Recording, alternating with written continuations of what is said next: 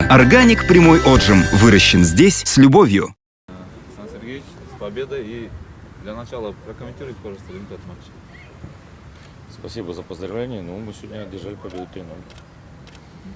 И вот, можно сказать, Харабалта не чувствовала давления, а вы, наоборот, как-никак у вас каждый матч сейчас в сродни финалу, да, можно сказать. И вот связано ли это эпизод с удалением, что команда чувствовала конкретное давление?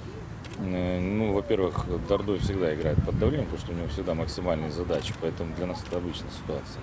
Я еще после той игры сказал, что настроение нормальное, по результатам мы той игры недовольны, но настроение нормальное, рабочее, поэтому здесь никаких проблем не было. И в Дордой собраны игроки, которые стрессоустойчивы, поэтому здесь никаких проблем не было. А удаление, оно справедливое, здесь вопросов нет, поэтому все правильно. Но это не от этого.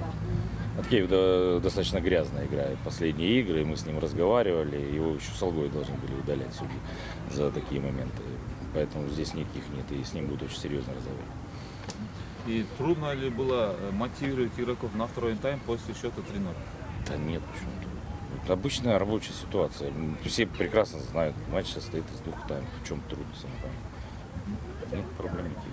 И трудно, когда проигрываешь 0-3. Когда выигрываешь, обычная ситуация. А еще вы во втором тайме, я заметил, или мне так показалось, Дордой специально иногда отдавал мяч, играл вторым номером, да? Но мы в 10-ром играли, конечно. Мы опустились ниже, играли в позиционной обороне и высоко мы не встречали. Ну, конечно, на минус осознанное 1. было решение? Ну, конечно, осознанно, да. И сыграли очень удачно, уверенно в обороне, поэтому нет никаких вопросов. Александр Сергеевич, после удаления как изменился тактический рисунок игры и какие именно перестановки вы сделали? Ну, пришлось полностью менять схему игры. И перестановки сделали, и начали в 4 защитника, в 2 центральных защитника играть. Поэтому это, конечно, сильно изменило весь план на игру, с одной стороны. С другой стороны, ребята даже в меньшинстве, мы владели преимуществом, и все равно первый тайм были больше с мячом, поэтому здесь все нормально. А второй тайм мы достаточно хорошо оборонялись, и у нас, опять же, были моменты во втором тайме, просто не забили.